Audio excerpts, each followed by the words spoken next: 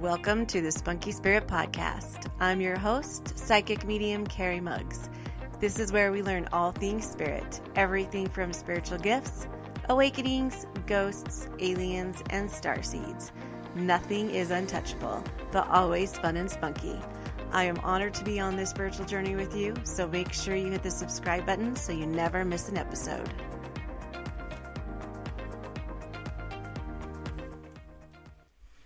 Hello, and welcome to this week's Spunky Spirit Podcast. In this episode, we are going to talk about different paranormal activities.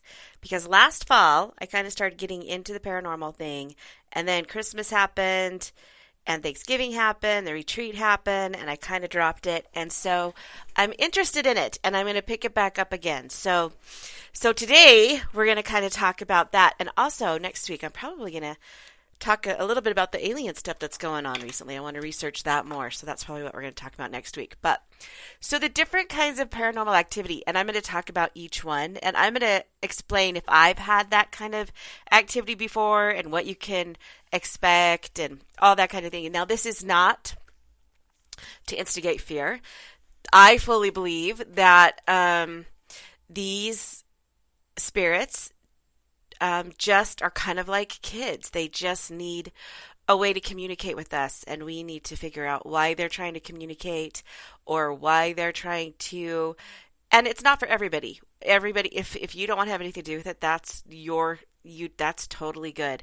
That is your thing. But some people, and I just really feel like there's a reason that they're still there. If you've heard me talk about soul trauma and soul breakage and soul, I can't even remember what I was calling them, soul fractures, then you know that I kind of believe that these spirits had some sort of trauma and they're trying to figure it out, and some spirits just, sometimes they just have ill intentions and you just want to leave them alone. I kind of feel like a lot of them are just like kids, and they're just kind of throwing a little bit of a tantrum until they get noticed. And I feel like, we all come from source. Everything comes from source or God. So, and there's some good in everything.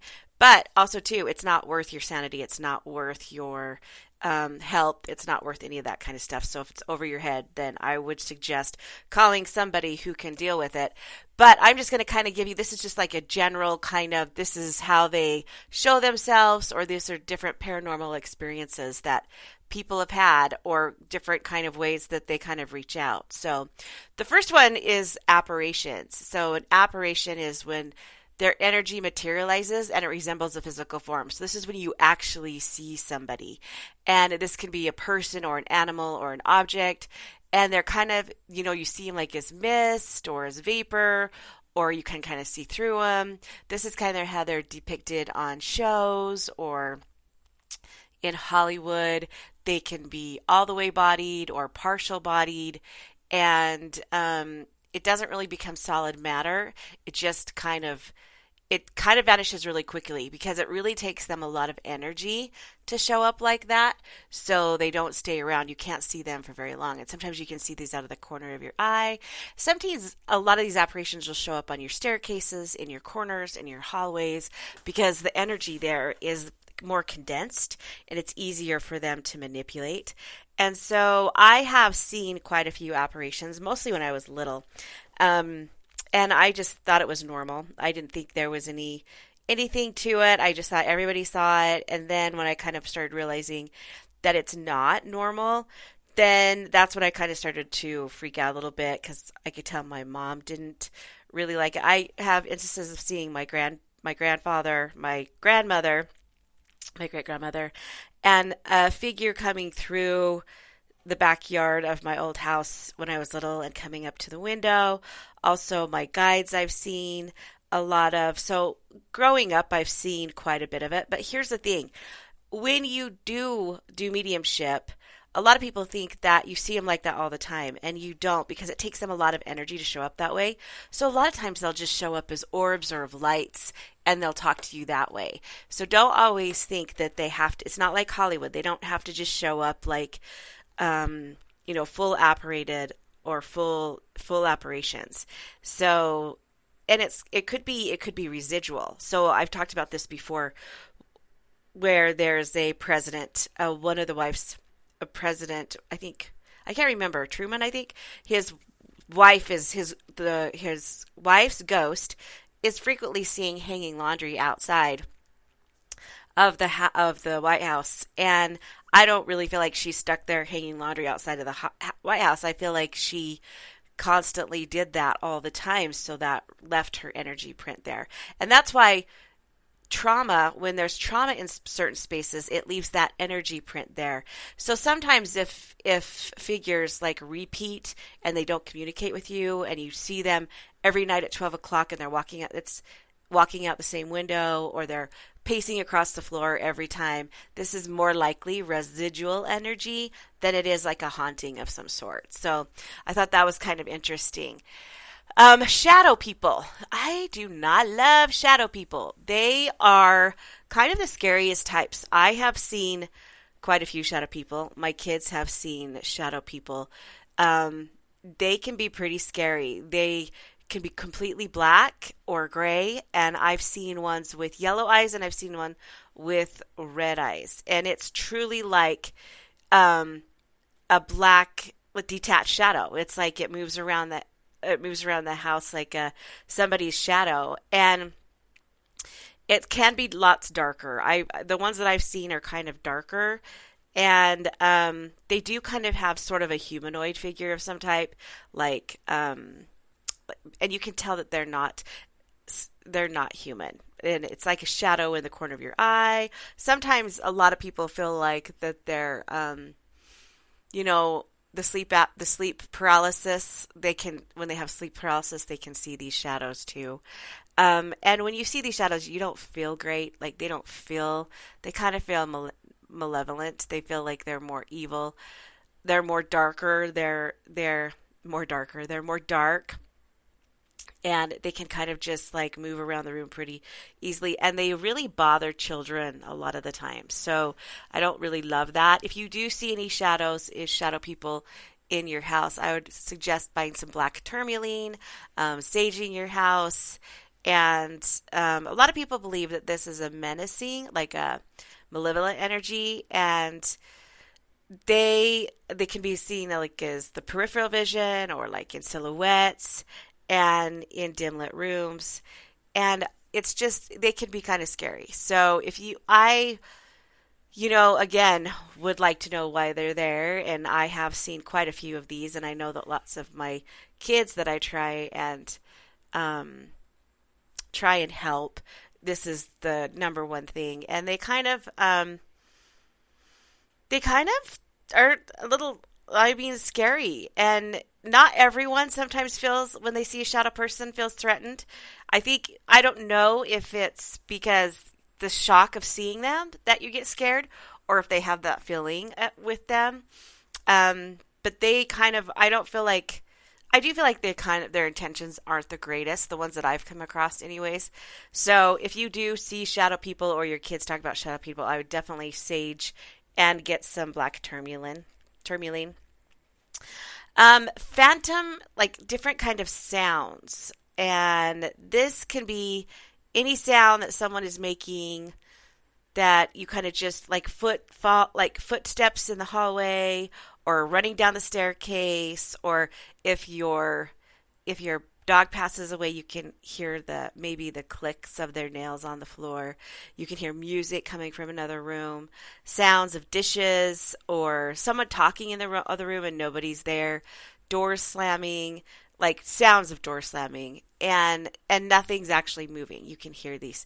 They're kind of just they're a lot of times they're part of residual hauntings too, but they can have emotional attachments to them from when the spirit left them there, or if there was a traumatic event, it could be kind of imprinted on that location.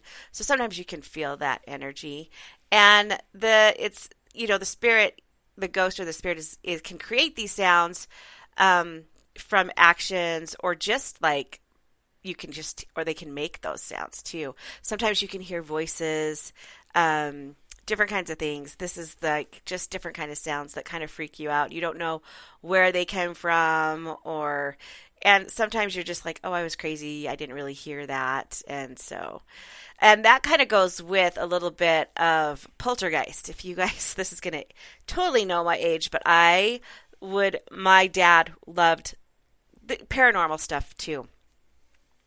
And so, but we would watch Poltergeist all the time, all the time. And the word poltergeist it means noisy ghost. So it means like they kind of make a lot of noise. And they are attributed to mischievous spirits that they like to prank and they like to make noise and they like to take objects and move them or hide them. They like your car keys, or sometimes they'll knock down pictures, but sometimes that can be your loved ones too. Now, most of these paranormal activities that we're talking about are not done by your loved ones, because if your loved ones did, your loved ones aren't going to try and scare you. This is just some sort of prankster spirit that's kind of trying to bug you. And these objects, they can move them. Sometimes the activities of a poltergeist haunting can do the fountains, the phantom sounds like we talked about, and things moving. Like in the poltergeist movie, there was that one scene where the chair would move across the floor, which I thought was the coolest thing everywhere. It was crazy. So, it can also too. This is so crazy because I just heard this 3 times today. There was somewhere that it listed that a spirit can often attach itself to a child that's going through puberty. And I don't really believe in attachments, but I feel like, I guess I can't really say I don't believe in them because I don't know. Like the spiritual realm, you never know. There's no rules. Nobody knows. There's no science to it. There is science to it when you have like mechanics and stuff at a paranormal activity place. But there's no proof of attachments, and I don't like to give anybody else that power of me. So I always feel like, but there are lots of mediums out there that think that lower frequencies can attach themselves to you. And I have had instances where my dad, during his years, that would maybe have an attachment to him when he would be that, when he had that alcoholism. But I kind of feel like it disempowers you, and you have the choice. So I think if you're always doing grounding and clarity and self-care, I think the attachments are few and far between. But it does say that, a poltergeist can bug a child going through puberty. But you have to ask yourself, is it because, and I've also just read an article heard a podcast, I think, where the girl said she started to step into her spiritual activities after she had her babies. Oh, yes, it was Sterling Moon. I love her. She's awesome. And she said after she had her baby, she started to be able to receive all these messages. And today on Chappelle show. No, I don't know what his name is. I just ruined it. He's on one of the paranormal shows. He's awesome. I listened to his Paranormal 360 podcast. And he said that it is known that when you go through menopause, it can trigger your spiritual awakening. And remember, I've said a million times, menopause and spiritual awakenings are like so similar. And also, too, it can ramp up your paranormal activity when you're going through menopause. So these things can happen. If they're starting to happen when your hormones are completely changing, it's pretty normal. And I don't know why. I don't know if it's because the chemistry or the chemicals in your body change and you're more sensitive to it or what, but it would be something kind of cool to look at. So, but they manifest in the kinetic energy, in somebody's kinetic energy, and it's so weird, but this one is the one that shows up most of the time with hormonal imbalances, the poltergeist type. So I thought that was kind of cool. The next one would be disembodied voices. So this would kind of be with the sounds. And poltergeist, it's just hearing voices coming from different rooms. I think I kind of already covered this under, the phantom sounds. But this is crazy because my kids have had some experience with this. Like, no one was sitting there, no one was around, and someone just said, hello, what's up, or how you doing? And this is called disembodied voices. They just it could be whispers, spoken words, it could be singing, sighs, shouts, crying, any kind of yelling. And some people have even had conversations with these voices. So, and I think this is a lot of clairaudient. Like if you're pretty clairaudient, this is pretty common. And it's also, this is pretty common in a lot of haunted areas, like old buildings and cemeteries and battlefields. This is a lot. The one that I love that I'm kind of looking into right now is the electronic voice phenomenon. So if you watch any kind of paranormal shows, you'll see the EVPs or the monitors, or it's a recording of a voice either within a video or an audio recorder, so you can't hear it by your own with your own ear standing there. But when you replay it, it will come through the playback, and it's only discovered during the playback. And it's believed to be some sort of like psychokinetic, like the power of the mind, like power of, telepathy, things like that. And it's the imprint on the recording. So it imprints on the recording, which I thought was really cool. And it's kind of the activity or interaction that happens between a spirit or an entity and the investigator. And so that's why you'll see on paranormal shows that the investigator will ask a question and then they'll wait for a second and there'll be silence, and you may not hear anything while it's going on in real time. But when you play the recording back, then you'll be able to hear the answer. So that's kind of cool too. I thought that was interesting. It's going to be interesting and sometimes the ghost could have a whole conversation through that. So, and along with sounds, there can also be certain smells and aromas around spirits or entities. It's an odd smell. It can be a gross smell. It can be associated with a spirit, or it can also be something more sinister. It can be either your ancestor, or it could be it could be a lower frequency. So I smell cigarette smoke a lot for my dad. But if you like go into a house that's haunted, you may smell like a gross stench or something like that, something that's not. So this is kind of where you have to like distinguish, okay, is this my dad, or is this a haunt, or is this, a lower frequency? There can be cigarettes, cigars, wood, smoke, flowers, perfumes. A lot of times I've never had a bad smell or a malevolent smell. I've always had really good smells, but for ancestors, like my grandma's lilac sometimes, and I do smell roses quite a bit.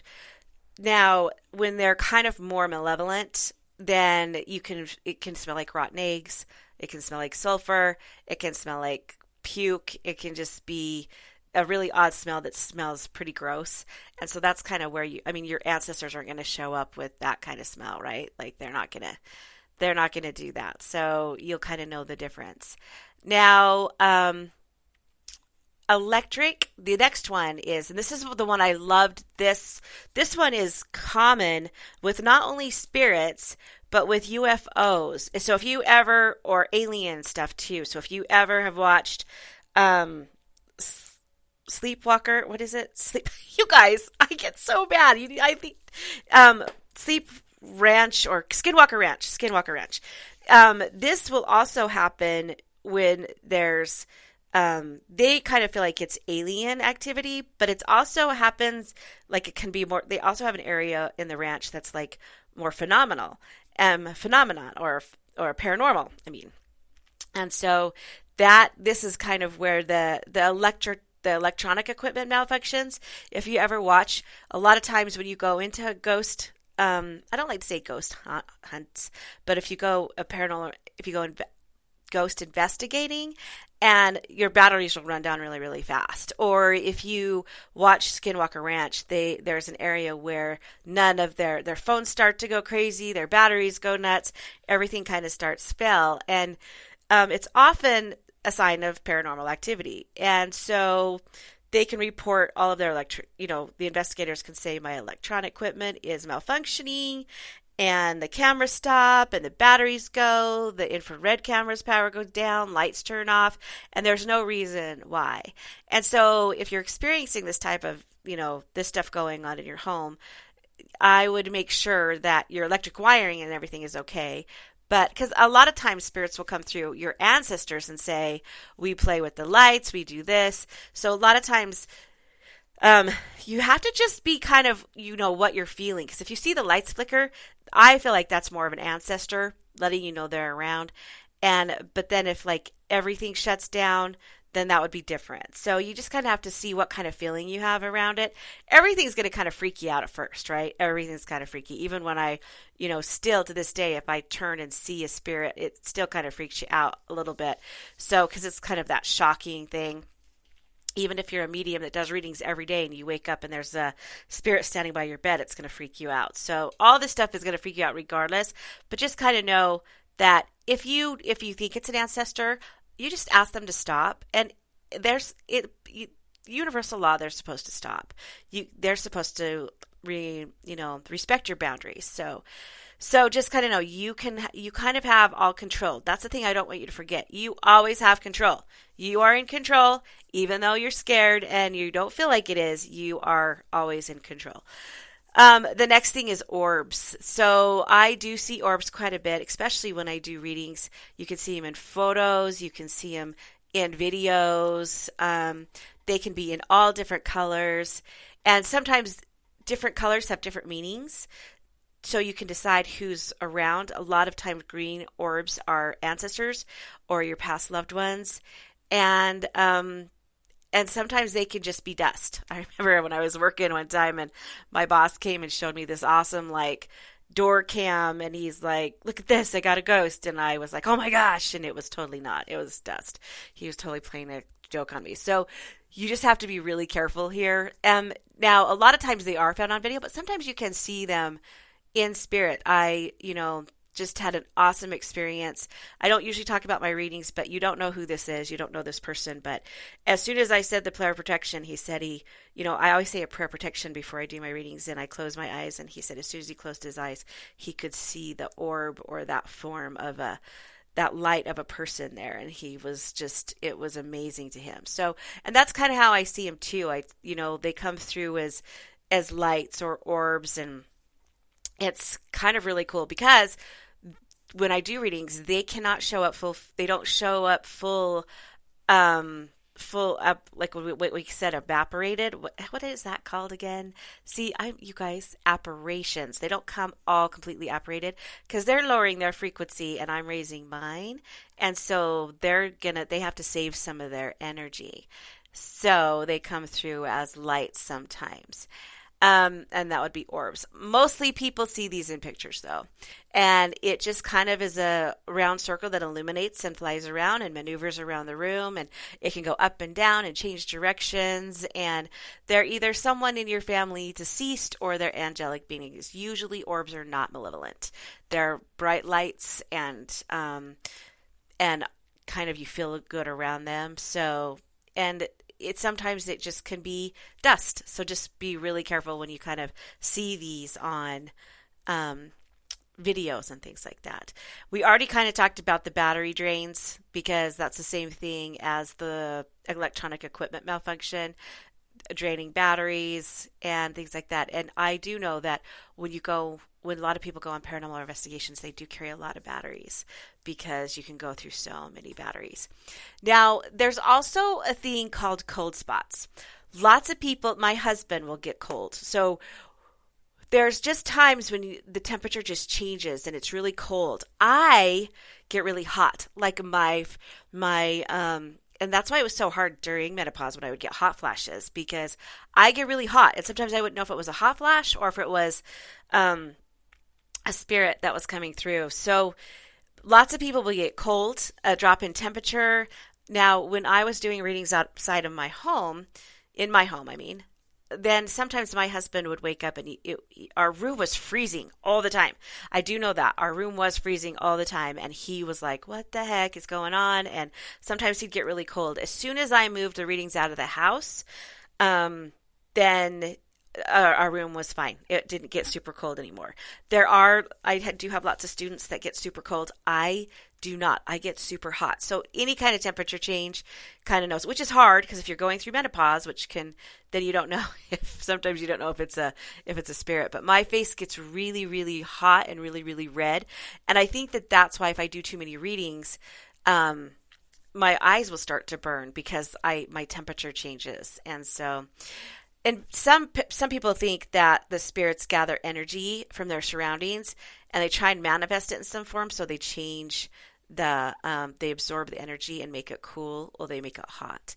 And so sometimes if you are just walking around in your house and there's a really, really cold spot, or if you go into a place that has some of that energy and it's really freezing, all of a sudden, it's not like you walk into a house that's cold constantly. It's like all of a sudden it changes, the temperature changes. Then that could be an indication of a spiritual energy around. So now, physical sensations. We, in our spirit circle the other night, some of the people said they felt like a spirit touched their hair, or a lot of times I'll have clients say, I felt a hand on my shoulder, or I felt at night, I could feel them brush my hair.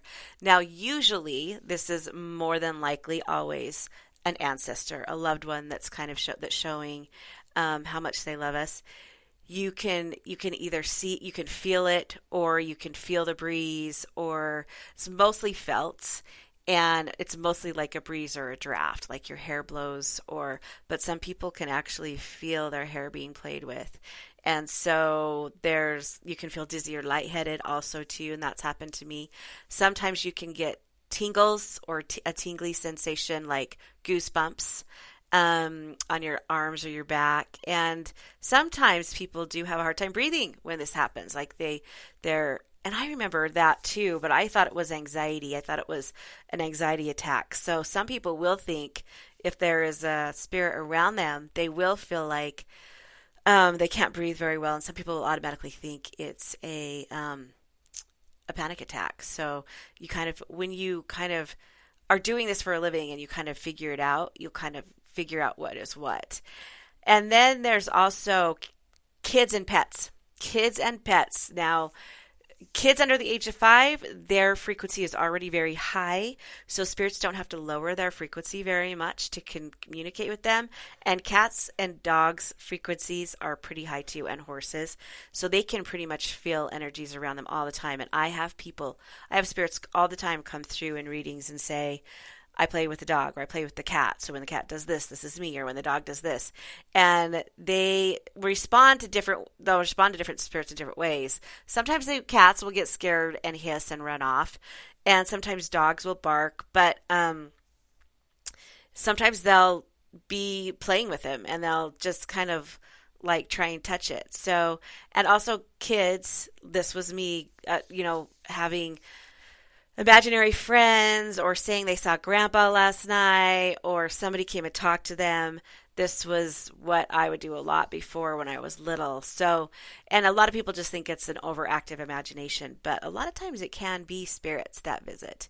So, another one would be an ectoplasm, which I don't really know a lot about this. I've never experienced it. It's kind of like the Ghostbusters thing, with the green ghost that it leaves all the slime. It's supposed to be a spiritual manifestation, and it goes in and it makes it physical. So it's ethereal, and then it goes to physical. And this is like a gel-like residue.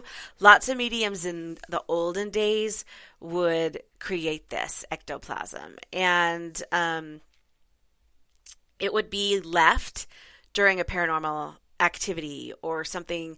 A spirit would leave it. And this kind of thing is controversial. Lots of, people think that someone around made it.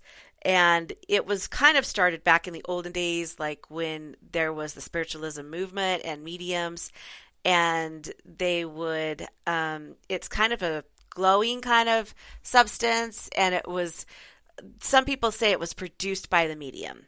and with the interaction of the spirit. And so some people think that the spirit didn't actually make it, but the medium did. So I've never experienced it, so I don't know.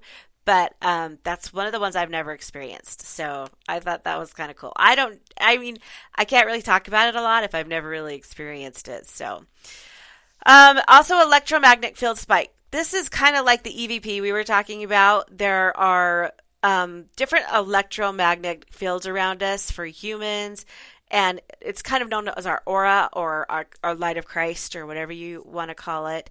And it's called EMF. It's our electromagnetic field, and it spikes during paranormal activities. So if you ever have a ghost readers or those ghost kind of monitors, you can download them on your phone, I think. And when it spikes or goes up, then this goes up too. So it means that when this goes up, the EMF is spiking. Then there's a spiritual presence around. So it can some people believe that EMF detectors should be used to rule out like natural causes of possibility, like paranormal experiences instead of the presence of ghosts. So some people use them to I don't know. I've only used the EMF once when I was on that paranormal thing in hunt in Pocatello, and I mean, and it never went off. So I don't really know. It's kind of, and where I'm kind of just new at this kind of thing, I'm not really sure. But it's kind of interesting that a lot of people think that when these detectors go off, it's indication that there's a spirit around. Now, this one I don't think I've ever had any kind of experience with this, a possessed object. Sometimes Ouija boards can be possessed. I've seen other mediums have objects that have a attachment to them, and in a lot of dolls get this. I mean, people say that there's dolls that can be haunted and things like that, and some people will buy objects that are attached to it. And dolls are usually the favorite, Ouija boards too, but these, the reason why spirits pick these is because they're emotionally attached to them, or they were favored by them, or a lower frequency or a lower entity enjoys just kind of messing around with people. So it's I don't really love this one because it messes around with kids, and the shadow people kind of mess around with kids. I don't love that. Messing around with kids is not my favorite. It pisses me off. So but this is where when you can kind of pick up energy from different objects like jewelry, and when you go to garage sales. So, and some mediums can help you if you think you have a haunted object or something like that. They can help you, but mostly if you think you have a possessed object or something with a detachment, it's best to just get it away, just sage it and get rid of it, honestly. Yeah. So this is another one I don't really like to talk about too, because I don't like to put the fear of anybody, but there have been known, a lot of people ask me a lot of time, can they actually attack you? And I kind of always say no, but there have been times, or people have indicated that they have been physically attacked. There's a whole book written on it and lots of movies about it. So some people say they get scratches or bites, or they get thrown out of bed, pushed down staircases, things like that. Now, this would be a malevolent spirit. This is, this would be a malevolent spirit. And the book I was talking about was one I hated watching growing up, and this is kind of what scared me about it.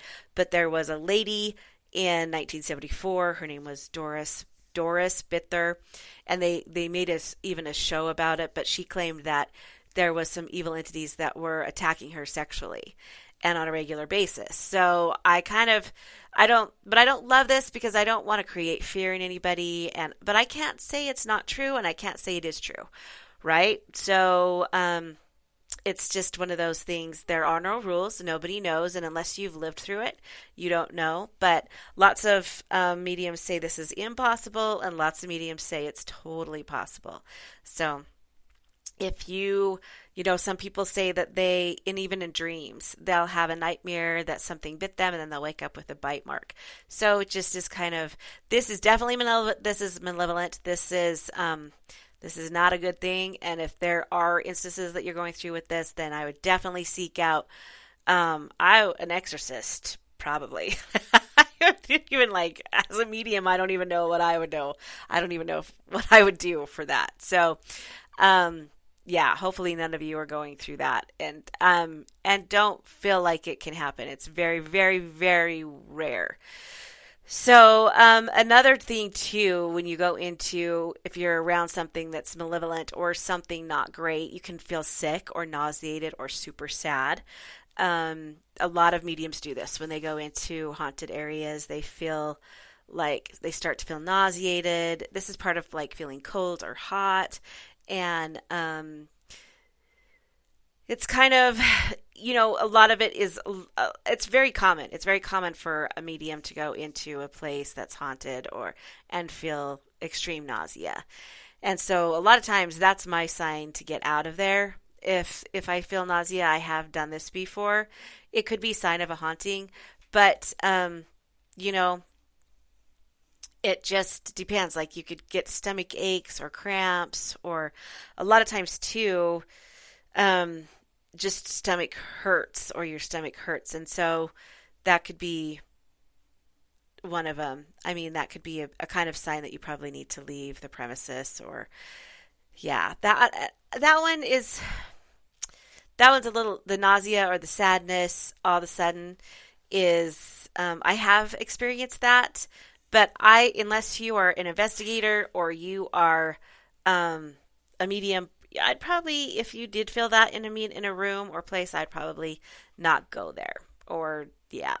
So, um, okay, that's kind of it. Now, if you've ever had any of these experiences, you can know that most of the time um, most of the time it's just lower frequencies trying to have fun. Very rarely is it like a severe haunting, or you have to remember these spirits are just like people. There's good and bad people on the earth, and there's good and bad spirits on around too. So you have to remember that we all are created from source, so we all have good inside of us. But honestly, there's just some people on earth you don't want to mess around with, right? And so there's going to be some spirits that you might come in contact that you don't want to mess around with. So if you have anything that feels uncomfortable or something that you don't want to deal with, I would suggest saging or completely walking away or buying some termuline that protects you. And if it continues, then I would seek out a medium, or I would seek out a paranormal investigator. If it gets to the realm where you don't feel like you can handle it anymore. Some of these things I could totally help with. The physical attack part, I don't think I am equipped to do that. So it would just depend on the medium, and just be really careful too, because I do know that if you get somebody who doesn't know what they're doing, they can actually make matters worse.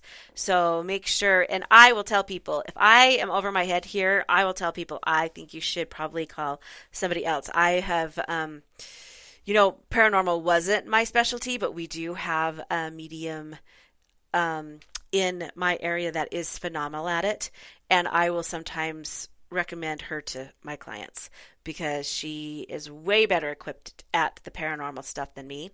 I do want to become better at it, and I do want to start doing that stuff, but as of right now, that's kind of where I'm at, because I'm also so full with readings all the time, so I don't really have time to do that. But I think I'm going to try and change that up this coming few months. So there you go. I hope you guys liked that. I hope it wasn't too scary or freaky. It's kind of a different change than what I normally do, but I've decided that's kind of the direction I'm going to go. I love self-help and I love self-care, and I teach it all the time, but I also love paranormal stuff. And so we're going to get a mix of that in the coming up episodes. I think next week I'm going to kind of research more into this alien stuff that's been going on, and kind of trying to talk about that and see what's going on. And I do have a special guest coming up that is going to talk about in a couple months or a couple weeks, that it's going to talk about self-care. So So, it's both because here's the thing self care and boundaries and taking care of yourself is how you grow spiritually. That's how you step into your power. That's how you step into your gifts. So, I will be covering both. So, I love you guys so much. And remember, everything you need is inside of you. You are the magic. Thank you for listening to this episode. If you think this episode will help somebody, please share and like with your friends on social media.